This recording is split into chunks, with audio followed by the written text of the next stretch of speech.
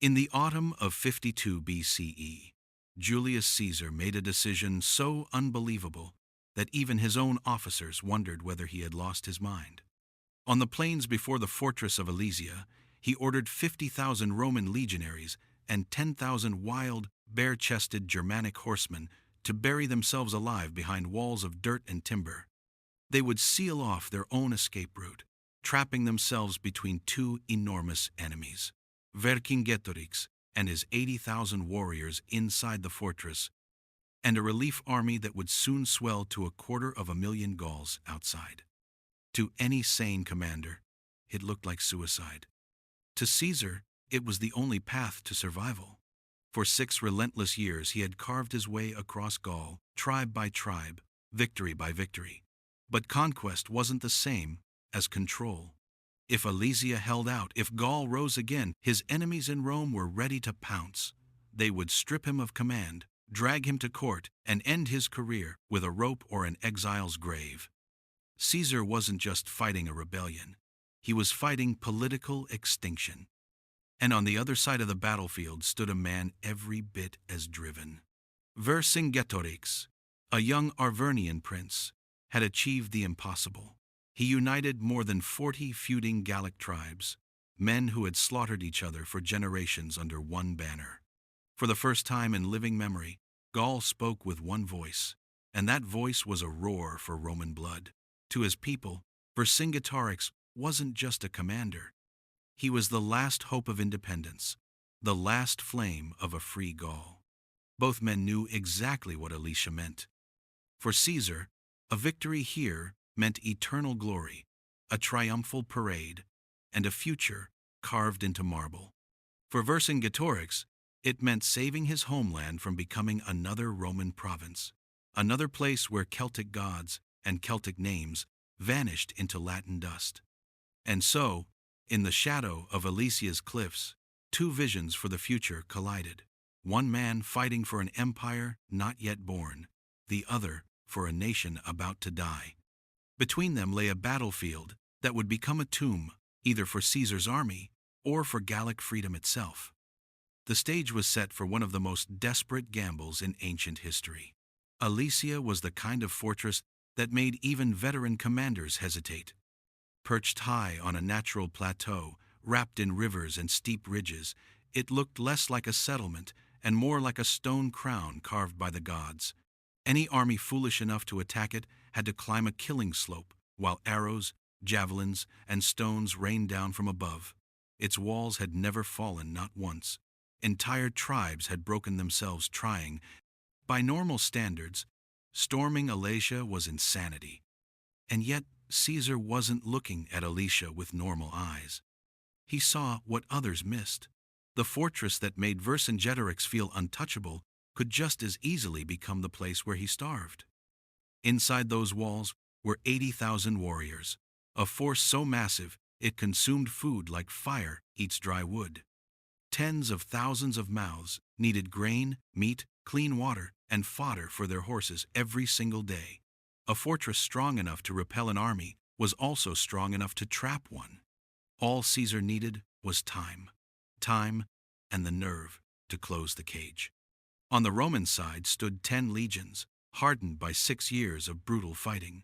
These weren't fresh recruits or political appointees.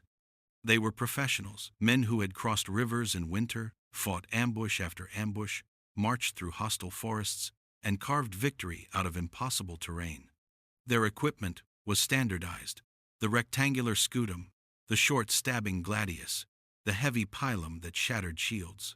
Every legion fought like the moving pieces of a single machine. And beside them, adding a layer of savage unpredictability, rode 10,000 Germanic cavalry. These warriors were everything the Romans were not: bare-chested, wild-haired, scarred, painted, screaming with joy as they charged into danger. Rome had fought their people for years. Now Caesar paid them in gold to unleash that same terror on the Gauls. Behind Caesar stood a deadly trio of lieutenants: Labienus, calm and calculating; Mark Antony, young and aggressively hungry for glory; and Brutus, the quiet strategist who would one day plunge a dagger into Caesar's ribs. But here, at Alesia, they fought side by side, united by a siege that would be remembered for 2,000 years. This wasn't just a fortress. It was the board on which the fate of Gaul and Caesar's future would be decided. News of Caesar's arrival at Alesia spread like wildfire through Gaul. Vercingetorix, recognizing that this was far more than a siege, sent swift riders in every direction across forests, rivers, mountains, and ancient tribal borders. Their message was simple and desperate: come to Alesia, or Gaul dies. What happened next was unprecedented in Celtic history. Tribes that had spilled each other's blood for generations suddenly set aside every feud, every insult, every ancestral grudge.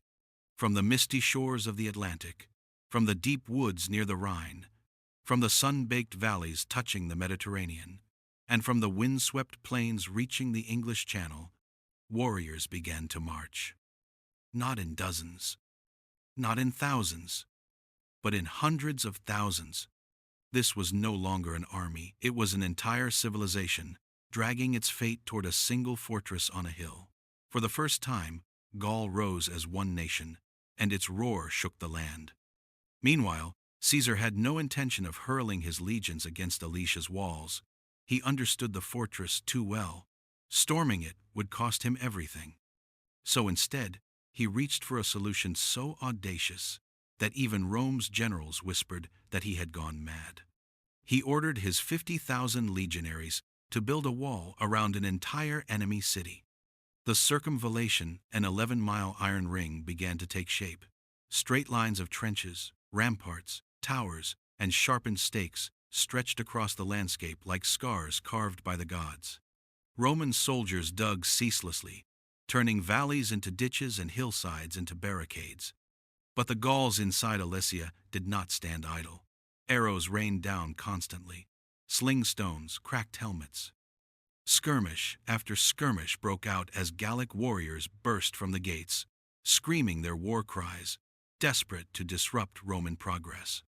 Every legionary became both builder and fighter. They dug with one hand and fought with the other, propping shields into the earth to block incoming missiles. Sweat mixed with blood, dirt clung to their armor, and the air was thick with dust and screams. Yet the wall continued to rise, towers of timber, trenches like open jaws, wooden spikes angled toward the enemy. A steel ring slowly tightened around Alesia. This was only the beginning. Soon, a nation of 250,000 warriors would descend on this hill. And Caesar would need more than walls, he would need a miracle. The Romans had barely finished the first ring of fortifications when Caesar's scouts returned with news that chilled even the veterans. The relief force marching toward Alesia wasn't just enormous, it was biblical. At least 250,000 warriors, perhaps 300,000, were closing in. A sea of tribes, banners, horses, and war cries, rolling toward the plateau like a living storm. Caesar now stood at a crossroads no sane commander would envy. Abandon the siege and save his army admitting defeat, or stay, double down, and gamble everything on a plan that could bury all 50,000 of his men. He chose the gamble. Caesar ordered a second wall, a new fortification facing outward, ringed around the first. This was the contravallation, a 14-mile defensive barrier built to stop the relief army before it could reach Vercingetorix. With this outer ring added to the inner circumvallation, the Romans weren't besieging Alesia anymore. They were entombing themselves, trapped between two hostile forces that together outnumbered them more than 7-1. But what Caesar built next was not a wall. It was a weaponized landscape, a masterpiece of engineering fused with cruelty. 2 deep ditches, each 15 feet across and 15 feet down, carved into the earth. One was filled with diverted river water, turning the approach into a moat. Behind it rose a 12-foot rampart, reinforced by wooden palisades and studded with towers, more than 300 of them standing like watchful sentinels. Then came the obstacles. Forests of sharpened stakes angled outward to shred any charge. Concealed pits the lilia, each with a stake driven through the bottom and covered with brush. waiting for the first footstep. Iron spikes hammered into the soil like ancient landmines. It was not a battlefield. It was a killing maze. As the Romans worked day and night, morale wavered, supplies dwindled, horses thinned, bread ran short. Inside Alesia, Vercingetorix cut rations to stretch their food. Outside, Caesar's men whispered fears in the dark. Had their commander truly lost his mind? Then Caesar walked the lines. Cloak snapping in the wind, he told his soldiers not that they were building a tomb, but a trap. A machine of death so precise, so terrible, that when the Gauls attacked, they would break themselves like waves on stone. And the murmur of fear turned into a spark of belief. On the morning the relief army finally appeared, the horizon itself seemed to swell and darken. Dust rose in towering clouds as tribal contingents poured into the valleys, warriors from every corner of Gaul, shouting, drumming, brandishing spears and painted shields. 250,000, maybe even 300,000. An entire nation had answered the call, and they now stared down at Caesar's 50,000 like wolves circling a trapped beast. The Romans were outnumbered 7-1, squeezed between the fortress of Alesia behind them and the tide of warriors in front. No escape, no retreat. Only the walls they had built and the will to survive behind them. The storm broke at the western section of the outer wall. Tens of thousands of Gauls surged forward in a rolling wave of bodies, screaming their war cries as they crashed against Roman fortifications. Shields slammed, ladders scraped, spears jabbed upward. At that same moment, Vercingetorix hurled his entire strength against the inner Roman line, launching a synchronized attack that turned the battlefield into a double-sided furnace of steel and blood. For the first time in the history of warfare, a besieging army fought a siege in two directions at once. Roman discipline was the only thing standing between order and annihilation. Reserves, pre-positioned between the walls, moved like machinery horn blasts, and fluttering flags, directing units to weak points before the Gauls could tear them open. But the trap Caesar had built did the real killing. Warriors sprinting forward suddenly dropped screaming into lily pits. Other attackers slammed into angled stakes or impaled themselves on buried iron spikes. Funneled by the obstacles, Gauls packed tightly into narrow channels where Roman artillery waited, scorpions and ballistae firing bolts as long as a man's arm straight through rows of bodies. The sound was unreal. The metallic crash of impact, the wet thud of bolts hitting flesh, the roar of thousands of voices, the steady hiss of missiles raining in both directions. And when night came, it only grew worse. Torches blazed across the hillsides as the Gauls launched renewed assaults under the cover of darkness. In the confusion, men fought shadows, stabbed at moving silhouettes, and often killed their own comrades by mistake. The hidden pits became invisible death traps. The iron spikes tore through feet and legs, and every torch carried forward made its bearer a perfect glowing target for Roman archers. The siege had truly begun, and the night belonged to no one. By the dawn of the second full day of fighting, the Roman line was beginning to unravel. The endless pressure, the sleepless nights, the constant screaming and clashing of steel, it had all begun to take its toll. In the northwest, where the terrain dipped treacherously, Labienus and 2 legions were barely holding on. Against them stood 60,000 hand-picked Gallic warriors, the best fighters the tribes could muster, hurling themselves forward with fanatical fury. Shields split, spears shattered. Legionaries fought knee-deep in corpses. Elsewhere on the line, Mark Antony faced a disaster of his own. Tens of thousands of Gauls pressed into his depleted ranks. His soldiers, many wounded, all exhausted, stood shoulder to shoulder, desperately bracing against the wave of bodies slamming into their shields. Every minute the Romans held seemed like borrowed time. Messages raced through the Roman camp. "We cannot hold. Send help now. The line is breaking." Caesar's reserves were nearly gone. 13 cohorts, barely 6,000 men, were all he had left. If he sent them all to Labienus, Antony might collapse. If he sent them to Antony, then the northwest would shatter, and the whole line would fold inward like crushed metal. Then, something extraordinary happened, something Caesar himself had not ordered. The Germanic cavalry, roughly 4,000 fierce riders stationed between the walls, suddenly moved. Their unnamed chieftain saw the collapse forming and acted on instinct. Without waiting for a trumpet blast or a command, he led his warriors through a rear gate and launched a massive flanking charge. Hooves thundered across the valley as they circled wide around the battlefield, racing straight toward the exposed rear of the Gauls, hammering Labienus. At that moment, Caesar made the decision that turned desperate defense into legend. He split his remaining reserves. Half rode toward Antony. The other half he led personally toward the northwest. And as he arrived, clad in his brilliant purple cloak, every Roman on the wall could see him. That single flash of color changed everything. Men who had been fighting for 30 hours straight, bleeding, trembling, barely able to lift their shields, found new strength. The shout spread like wildfire. "Caesar is here!" Then the trap snapped shut.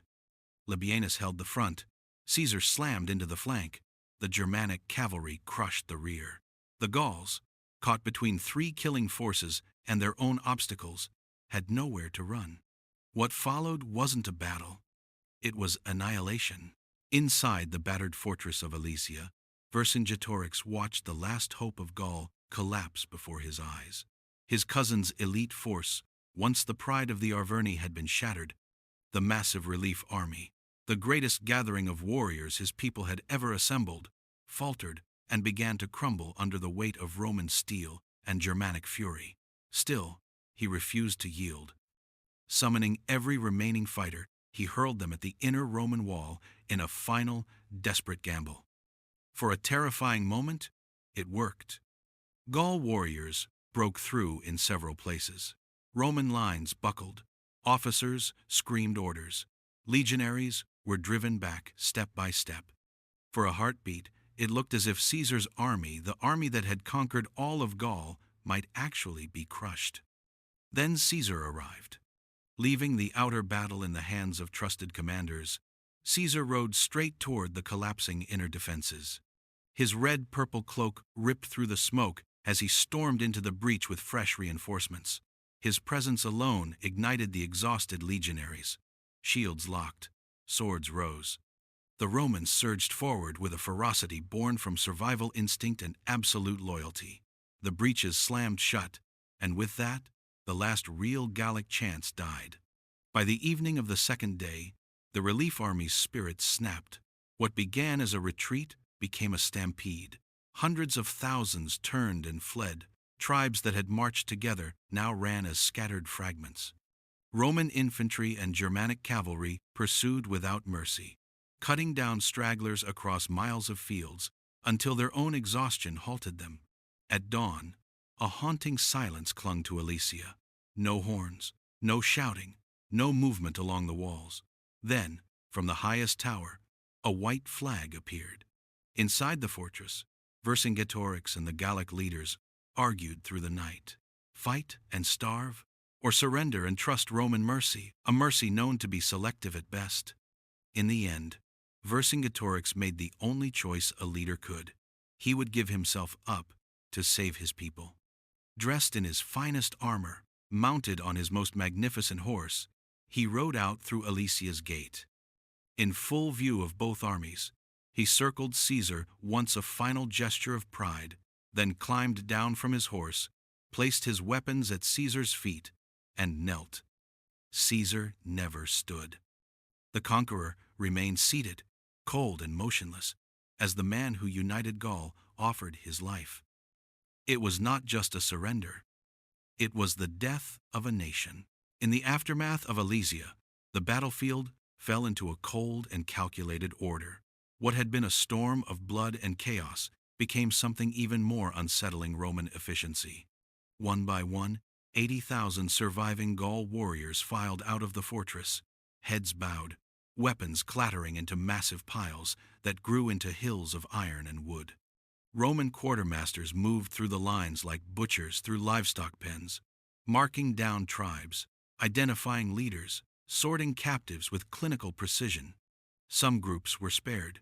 Tribes Caesar hoped to manipulate or bind into future alliances were released, sent home to carry the message that resistance was now hopeless. But for about 40,000 others, there was no such mercy.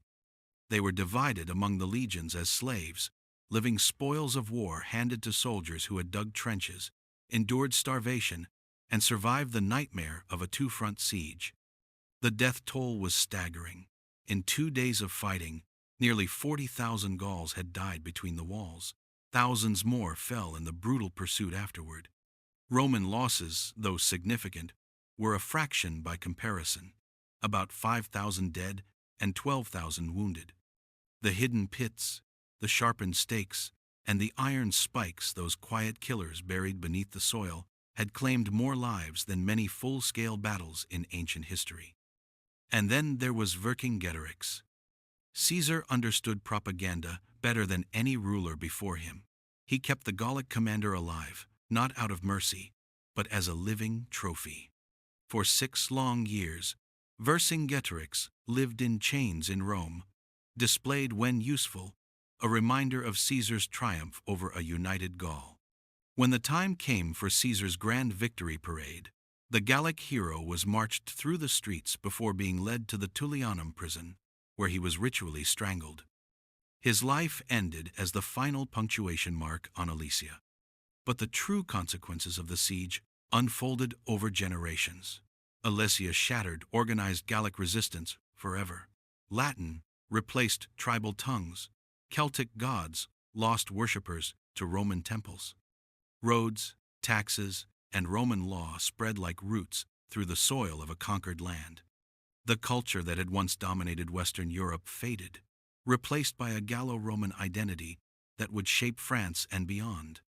Militarily, the double-walled entrenchments and layered traps of Alesia became textbook Roman strategy, studied by countless generals, Napoleon among them. Politically, Caesar emerged untouchable. Loaded with wealth, backed by veteran legions fiercely loyal to him, he became a force no Senate decree could restrain. Alesia was more than a siege. It was the moment Caesar buried his army between two enemies and unearthed an empire.